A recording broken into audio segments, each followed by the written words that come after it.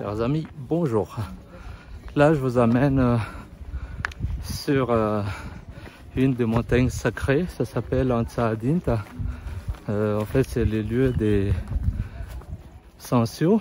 Voilà, le nom est donné parce qu'il y a pas mal de Sansio. C'est une des 12 montagnes sacrées. Antananarive, ça se trouve à l'ouest de la ville, après la plaine de Sisaun. Et voilà, je vous laisse un peu avoir une vue. On est encore en train de monter. Et voilà, c'est un super endroit pour faire du trekking.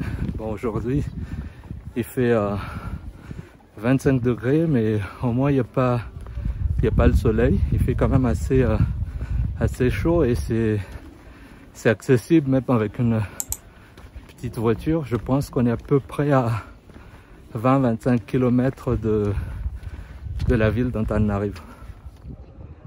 D'ici, on peut voir Antananarive. Voilà, la montagne, et en haut, là, ce qu'on voit, c'est le Ruva de Manzakamiadan. Et voilà la vue ici.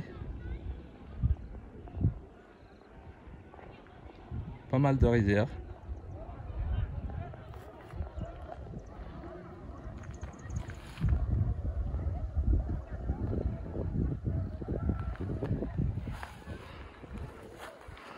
Et on monte.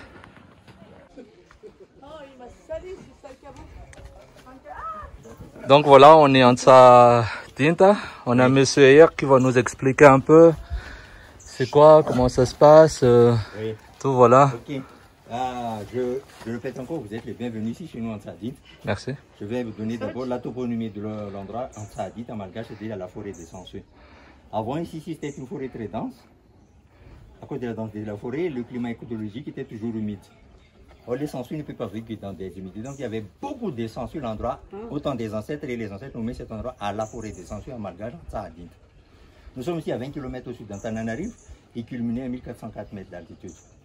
Ici, chez nous, il y a des arbres qu'on appelle les arbres royaux. Tous ces arbres-là, cela signifie qu'il y avait un roi ou un noble à l'endroit. Le premier roi de notre endroit, voici sa tombe, il s'appelle Anjamangariri, qui était né en 1695. À l'âge de 30 ans, il a commencé à régner ici de 1725 jusqu'à 1775. Et voici sa tombe. Vous connaissez un peu l'histoire du célèbre roi Anjanapunmirne, juste un peu.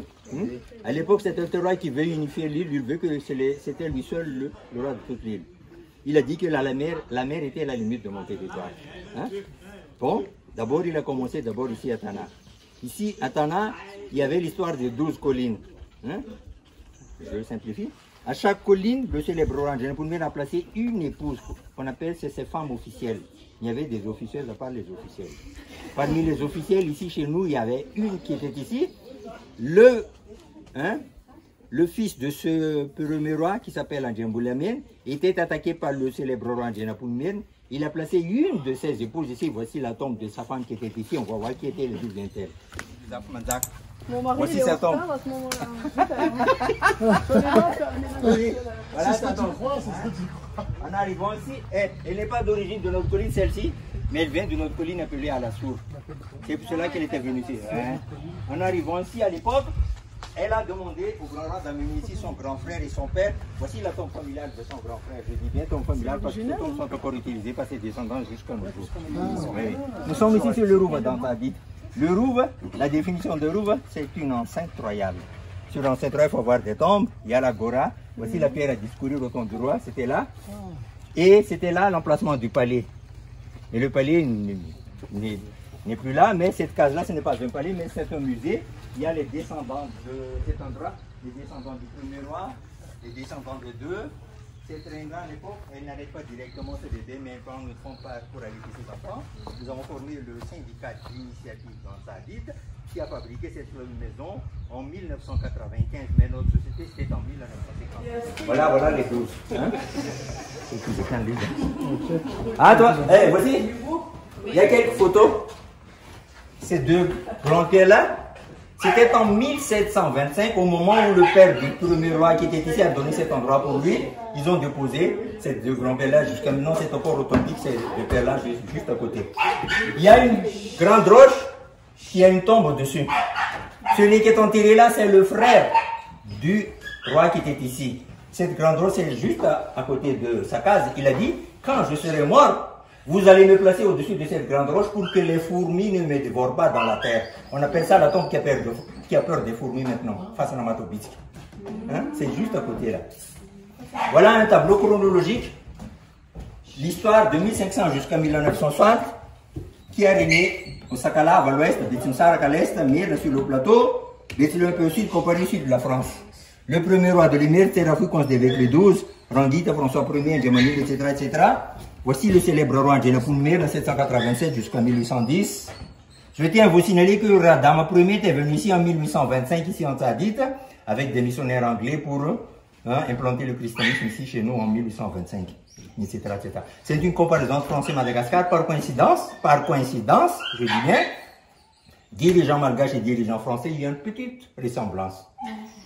Djenapounmir et Napoléon, celui-ci, il veut conquérir toute l'île comme Napoléon, il veut conquérir toute l'Europe. Même leur taille, ce sont des deux nains et surdoués. Tyrann et De Gaulle, Rassir, Jacques Chirac, la Valman, Sarkozy, la zone Armand-Péan, François Hollande, Macron et André Duel. Vous voyez cette table juste en face de nous? Hein? Un peu par ici, s'il vous plaît. De ce côté. Regardez bien cette table-là. En haut, c'est du Dracena Hassan.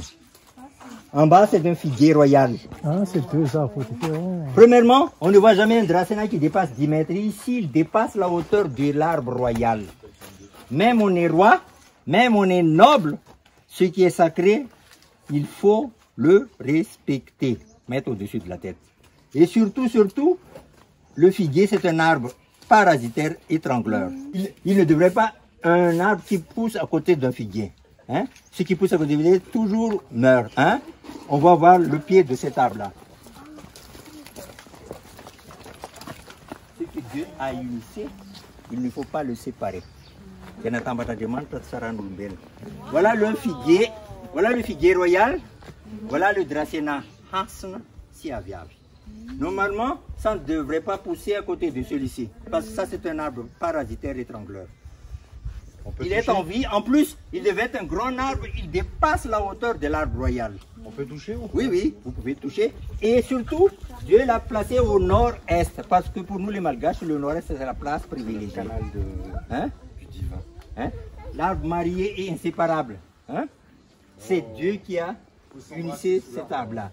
Voilà, voici le mâle, voici la femelle. Vous voyez bien cet Y-là? On appelle ça l'image de l'accouplement éternel. Monsieur hier, vous dites, mais maintenant nous sommes ici en Tsadite. Comme en Tsadite est une des 12 collines, il y a une histoire ici à Tana. Il y a beaucoup de choses à parler ici et je vous invite, ceux qui m'entendent aujourd'hui, qu'ils viennent ici pour voir, parce qu'en arrivant ici, vous allez entendre ce que vous n'avez pas encore entendu et vous allez voir ce que vous n'avez pas encore vu et vous allez comprendre ce que vous n'avez pas encore compris. Ici chez nous, il y a beaucoup de choses à vous exposer ici, mais je vous invite de venir ici chez nous, en Tsadite. Merci. Voilà, je suis en bas. Merci à Monsieur hier pour ses explications. J'espère que vous avez aimé la vidéo. Et si c'est le cas, je vous invite de la partager. Et sinon, n'hésitez pas à suivre ma page et à très bientôt. Au revoir.